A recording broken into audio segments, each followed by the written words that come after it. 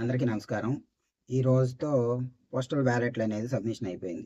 అంటే ఒకప్పుడు ఏందంటే ఇంటికి పాంప్లెట్ అప్లికేషన్ వచ్చేది. దాన్ని పోస్టల్‌లో పంపించేవాడు. ఈ సంవత్సరం ఏందంటే ఆ సిస్టమ్‌ని మొత్తం మార్చేసి దానికి గూడా ఒక సెపరేట్‌గా లైక్ మనం ఓట్లు ఎలా ఏస్తామో అలా పెట్టారనమాట ఆ సిస్టమ్‌ని.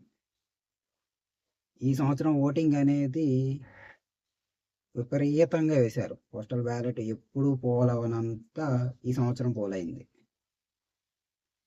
అది మంచికా, చెడుకా అనేది కూడా ఎంతలా పోలైందంటే సపోజ్ ఒక పోలింగ్ కేంద్రంకెళ్ళాం. ఇక్కడ ఓటు లేదు అని చెప్తున్నారు. వాళ్ళు మాక్సిమం ఎంప్లాయీస్ ఏందంటే కొంచెం డిగ్నిటీగా, పద్ధతిగా ఉంటారు కాబట్టి, అరే! ఈడ ఓటు లేదుగా ఇంటికెళ్ళిపోదాంలే, ఏమేద్దాంలే అనుకునే ఒపీనియన్ మార్చుకొని, ఎక్కడుందో కనుక్కొని మరీ ఓటేసే స్టేజ్‌లో ఈ సంవత్సరం ఉందన్నమాట.